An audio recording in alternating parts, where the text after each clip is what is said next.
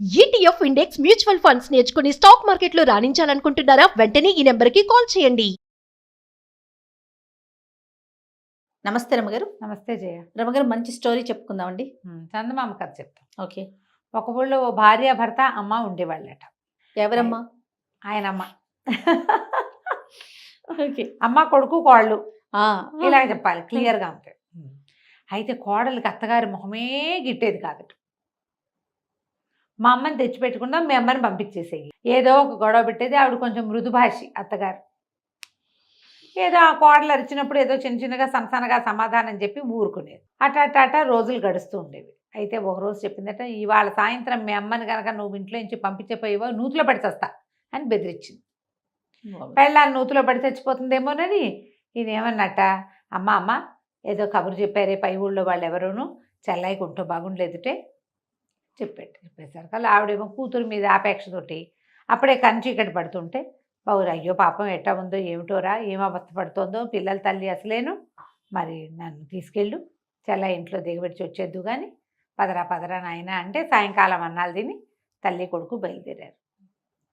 బాగా కొంచెం చీకటి పడేసరికి వీళ్ళు అడవిలోకి వెళ్ళిపోయారు. ఆ కాలంలో ఎలా ఉండేదంటే గ్రామాల మధ్యలో చిట్టడవులు కారడవులు ఉండేవి, చిన్న పొన్న అడవులు ఉండేవి.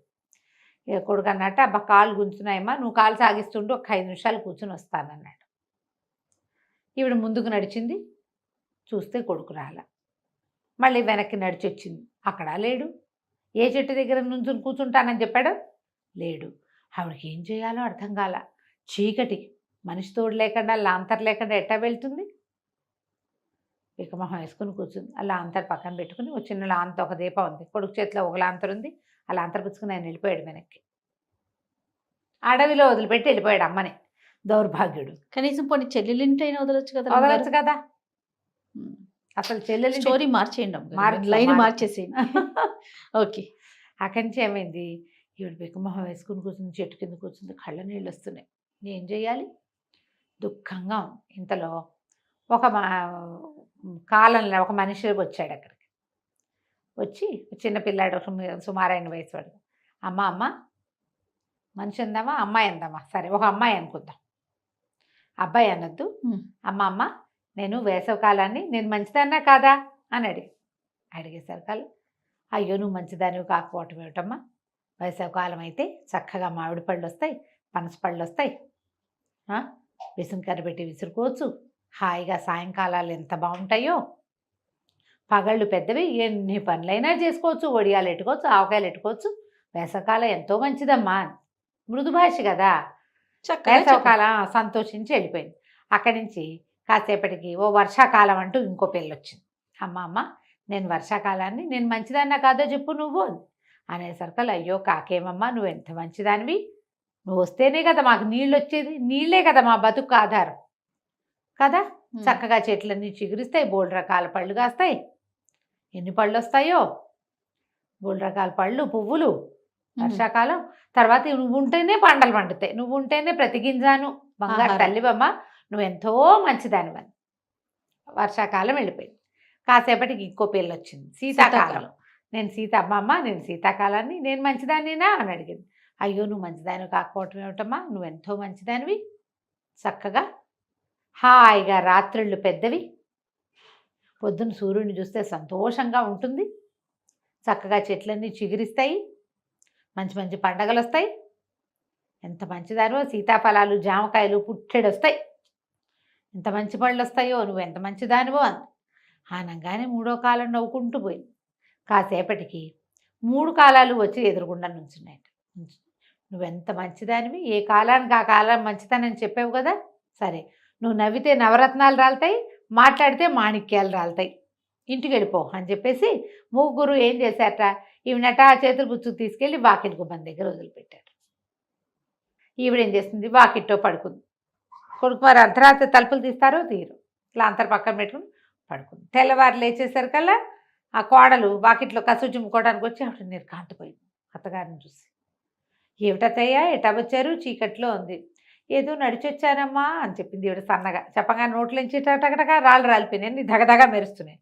ఆవిడ తెల్లబోయింది. ఏమిటో రాలుతున్నాయి, చూస్తే ఏమిటి మాణిక్యాలన్నీ. ఆవిడ మాణిక్యాలు ఈవిడ మృదుభాషి మితభాషి అప్పుడప్పుడు మాట్లాడుతుంది. ముత్యాలు మాణిక్యాలన్నీ అటు ఇటు ఇంకా ఉండాలి అటుపడ్డా ఇటుపడ్డా అని కోడలు గెంతుకుంటూ అవన్నీ ఏరుకుంటుంటే ఆవిడకి నవ్వు వచ్చింది. నవ్వింది. నవ్వంగానే ఏమైంది, నవరత్నాలు రాలి పడిపోయింది. అన్నీ చూసి ఆశ్చర్యపోయింది. అత్తగారు అప్పుడప్పుడు మాట్లాడుతుంది, అప్పుడప్పుడు నవ్వుతుంది.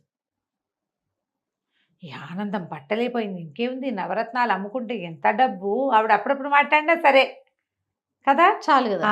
2 రోజులు 3 రోజులు గడిచి ఆవిడ మాట్లాడినప్పుడల్లా కాస్త నేర్చుకుని, నవ్వినప్పుడల్లా కాస్త నేర్చుకుని, ఆవిడ జోక్స్ చెప్పి నవ్వించి మరీ ఏరుకుని సంతోషించింది.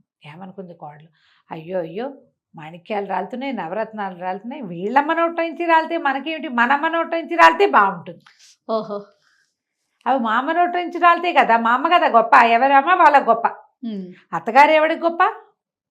అందుకని ఏమండి ఊరెళ్ళి మా అమ్మని తీసుకురండి అని చెప్తే సరే ఏమైంది, వాళ్ళ అమ్మని తీసుకొచ్చారు. ఈవిడేమో అత్తగారు కాదు పోదు అందు, ఆవిడ దారిని ఆవిడ పని చేసుకుని గుమ్మనంగా కూర్చుంటుంది.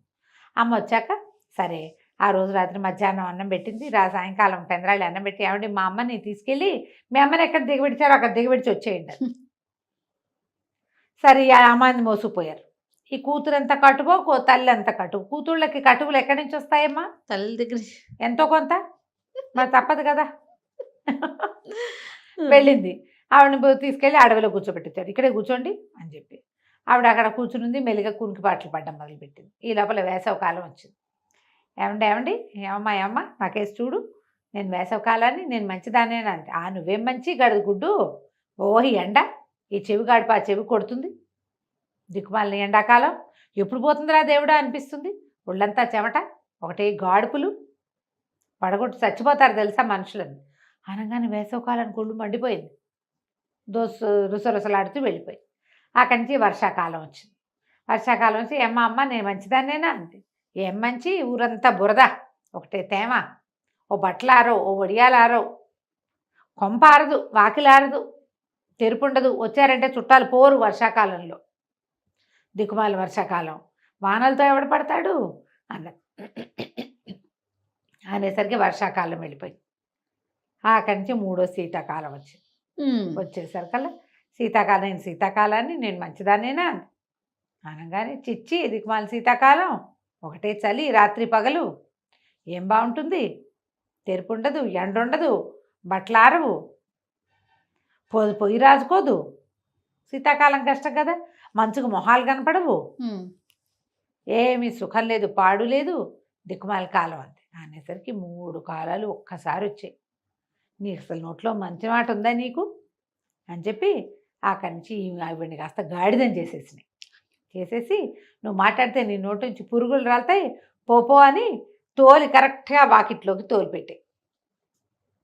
తెల్లవారేసరికల్లా అమ్మలాగానే అత్తగారిలాగానే మాణిక్యాలు ముత్యాలు రాలుస్తుంది వాళ్ళ అమ్మ అనుకుని సిద్ధంగా ఉంది కూతురు. తెల్లారంగానే ఎప్పుడు బయటకు వచ్చేద్దామా అని. తెల్లారే బయటకు వస్తే అమ్మ బదులు వాకిట్లో గాడిద నుంచి, ఎవరు తోలారే నిన్ను అనగానే నేనే అంది కూతురు. తల్లి అంటమే తల్లి వాయిసే, ఇన్ని పురుగులు రాలిపడ్డాయి. అడిలిపోయింది. ఏమిటి అమ్మ ఇట అయిపోయేవేమిటి, ఈ పురుగులు ఏమిటి అంటే, ఆవిడెవరో 3 ఆడపిల్లలు వచ్చారు, మేము ఆ కాలాన్ని ఈ కాలాన్ని అంటే, నేనేదో నాకు దోచింది నేను చెప్పాను, 3 కలిసి నన్ను గాడిదగా మార్చి నోటి నుంచి పురుగులు రాలుతాయంటే వాకిలంతా పురుగులు మయం. చీపురేసి ఊడ్చుకుంది కోడలు, కూతురు ఊడ్చుకుని, చిచ్చి మా నమ్మ నోరు మంచిది కాదు, నాకు కూడా అదే పోలికొచ్చింది, అత్తగారితో సంతృప్తి పడితే ఒట్టి అమ్మైనా మిగిలేది, ఇప్పుడు గాడిదమ్మని ఏం చేసుకోను అని లబలబలాడుతూ బోల్డంతా దుఃఖించింది. కాలాలని దూషించకూడదు, ఏ కాలానికి ఆ కాలమే.